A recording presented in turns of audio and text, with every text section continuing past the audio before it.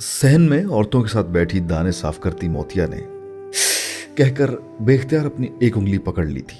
उसे भूसे का कोई तीला दाने साफ करते हुए उंगली की पोर में सुई की तरह चुभा था और पलक झपकते में उसकी उंगली लहू लुहान हो गई थी। तेरी उंगलियां तो इतनी नाजुक हैं कि भूसे के तीलों से भी जख्मी हो रही हैं।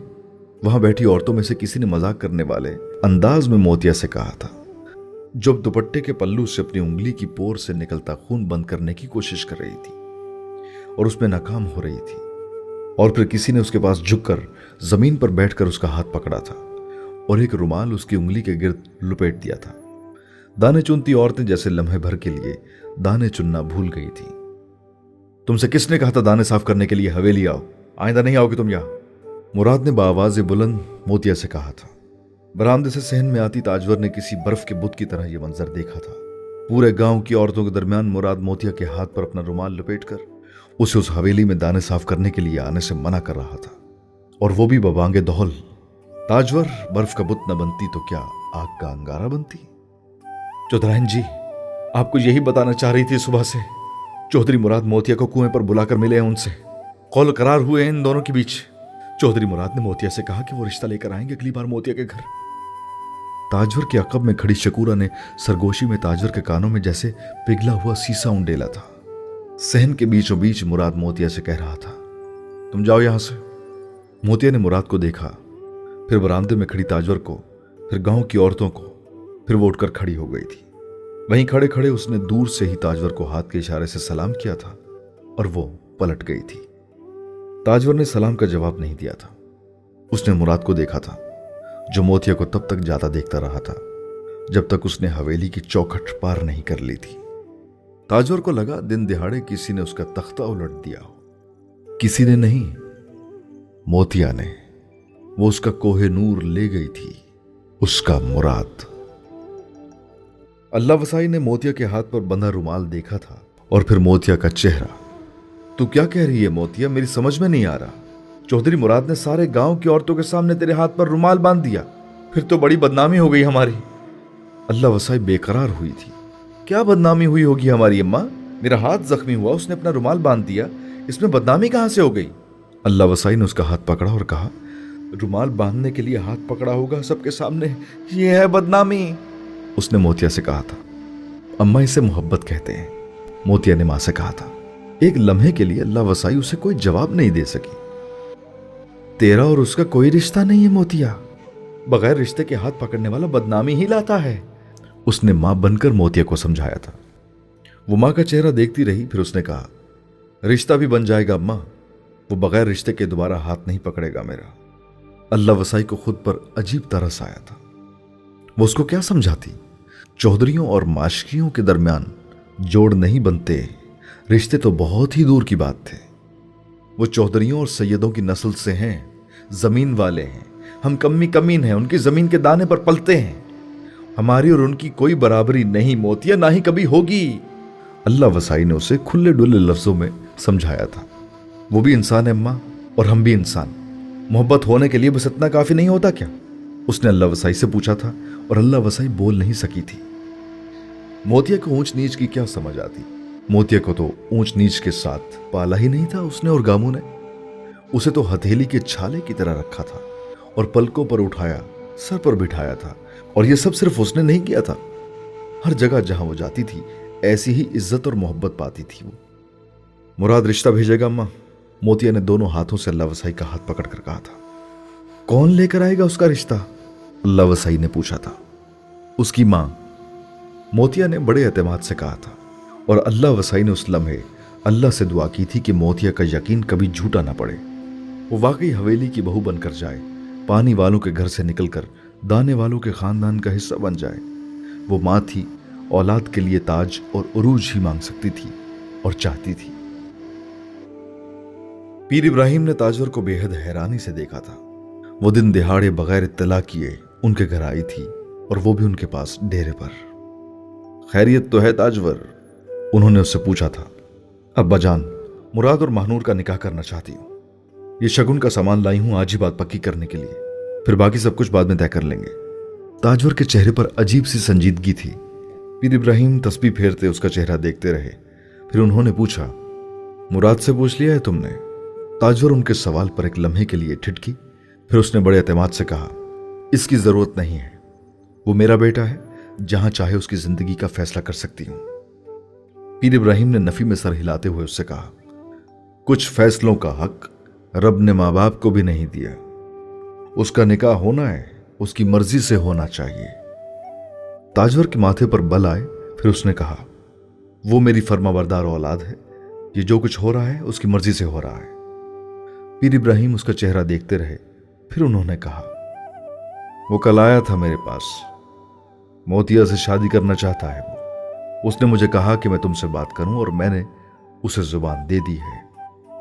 पीर इब्राहिम ने उसी ठंडे और पुरसुकून लहजे में बेटी से कहा था, और ताजवर के सर पर जैसे बिजली गिरी थी। आपने कैसे इजाजत दे दी मुझसे पूछे बगैर बाबा जान? वो तड़पी थी। तुम बंद बांध सकती हो ताजवर तो बांध लो, मैं नहीं बांध सकता। जो चीजें मुकद्दर में हो उनके सामने जिद करके खड़े रहने से बड़ा नुकसान हो जाता है। मुकद्दर क्या शय है बाबा जान? क्या शय है? यह है मुकद्दर के कमी कमीन से मेरी नस्ल चले, जिसकी मां सैदानी, बाप पीर, शौहर जद्दी पुश्ती जागीरदार। मैं इसको मुकद्दर नहीं मानती। मैंने मुराद को बड़ी मुरादों से लिया है, अब उसे मोतिया की झोली में न्याज और खैरात की तरह नहीं डाल सकती। ताजवर ने बाप से कभी इस तरह तनकर बात नहीं की थी जिस तरह उस दिन की थी। वो उसी तरह तस्बीह के दाने गिराते उसे देखते रहे। फिर क्या करोगी तुम ताजवर? कैसे रोकोगी उसे? आप एक मां से पूछ रहे हैं कि वो औलाद को कैसे रोकेगी? ताजवर तंजिया हंसी थी। कोई नुकसान न कर बैठना ताजवर, कोई नुकसान न कर बैठना। पीर इब्राहिम ने उसे बड़े तहम्मुल से समझाने की कोशिश की थी। अपना नहीं करूंगी बाबा जान, और किसी दूसरे का हो जाए तो ताजवर को उसकी परवाह नहीं। ताजवर ने दो टोक अंदाज में बाप के सामने जैसे ऐलान किया था। बहुत बड़ा फैसला है ये मुराद, हमारे और उनके दरमियान बहुत फर्क है।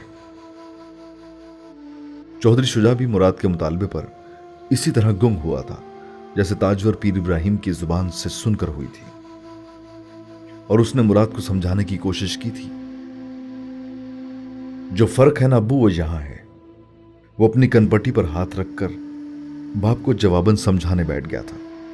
मैं कोई फैसला नहीं कर सकता मुराद, तेरी शादी का फैसला तेरी मां ने करना है, वही इकरार या इनकार करेगी। चौधरी शुजा ने यकदम जैसे अपना फैसला सुना दिया था। ताजवर घर पर नहीं थी और मुराद उसकी अदम मौजूदगी का फायदा उठा रहा था। यह फैसला अम्मी ने नहीं करना है अब्बू, यह मेरी जिंदगी है, यह फैसला मुझे करना है, उसने बाप से दो टोक अंदाज में कहा था, और अंदर आती ताजवर के सीने पर जैसे आरी चला दी थी। शकूरा, शकूरा, मिठाई लेकर आ।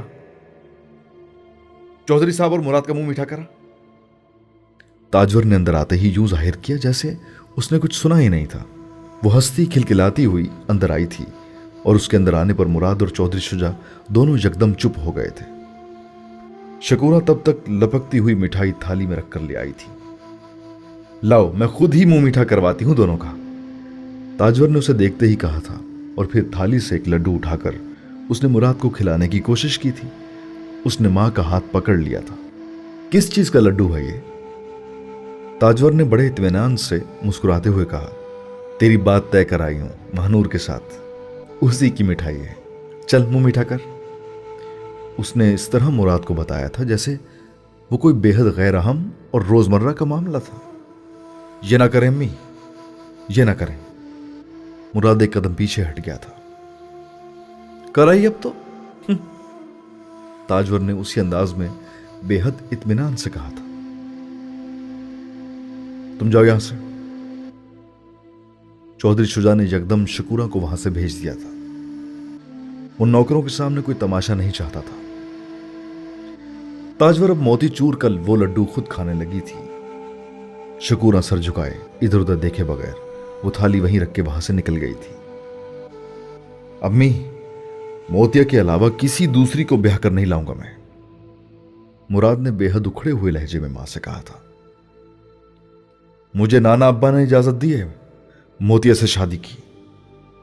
ताजवर उसे देखती हुई लड्डू खाती रही। जब वो चुप हुआ तो उसने कहा, महानूर के अलावा हवेली में कोई आएगी तो इस बार तेरी मां ने लड्डू खाया है, अगली बार जहर खाएगी। ताजवर का चेहरा बेतासुर था,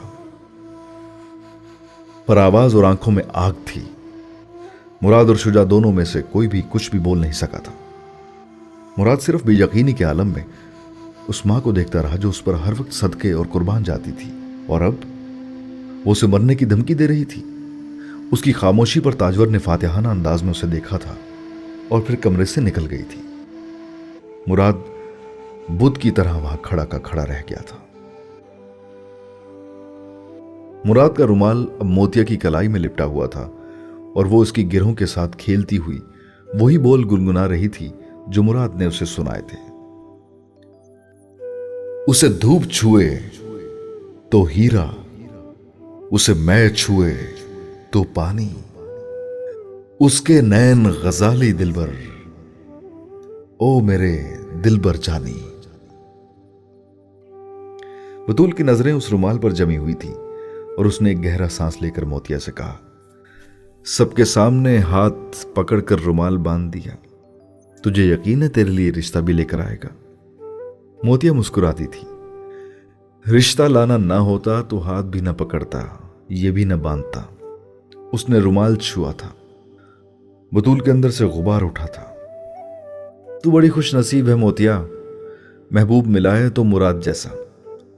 और एक मुझे देखो, मैं जिसे पाने के लिए बेहाल हो रही हूं, उसे परवाह ही नहीं है मेरी। उसने मोतिया से बड़ी उदासी के साथ अपने दिल का फफोला फोड़ा था और मोतिया मोम हुई थी। तू चाहे तो मैं सईद से बात करूं? उसने फौरन ही बतूल से कहा। छोड़ मोतिया, तेरे बात करने से क्या होगा? प्यार करने वाले और महबूब के बीच अगर दुनिया डालनी पड़ जाए ना एक दूसरे को जीतने के लिए, तो फिर सारी उम्र दुनिया ही डालनी पड़ती है। बतूल ने अजीब से अंदाज में कहा था। तू उदास ना हो बतूल, तुझे सईद जरूर मिलेगा। तू मोतिया की बात लिख कर रख ले। मोतिया ने उसका हाथ पकड़कर उसे दिलासा दिया। क्या कोई ख्वाब देख लिया है तूने? बतूल को अजीब उम्मीद लगी। नहीं, तेरे बारे में नहीं देखा, अपने बारे में देखा है, मोतिया ने जवाबन हंसकर कहा। बतूल को तजस्सुस हुआ। क्या देखा इस बार? चंद लम्हों के लिए मोतिया उसका चेहरा देखती रही, फिर उसने कहा, वो जो सांप ख्वाब में देखती थी ना, जो मुराद को डसने आया था, उसने मुराद को नहीं काटा था, मुझे काटा ख्वाब में। वो मैं थी बतूल जो सांप के डसने पर चीखी थी। उसने अजीब से अंदाज में बतूल से कहा था और बतूल साकित रहकर उसे देखती रह गई। मोतिया का ख्वाब कभी झूठा नहीं होता था। मोतिया अपनी कलाई देख रही थी जिसमें मुराद का रुमाल बंधा हुआ था, बिल्कुल उसी जगह पर जहां ख्वाब में सांप लटका था।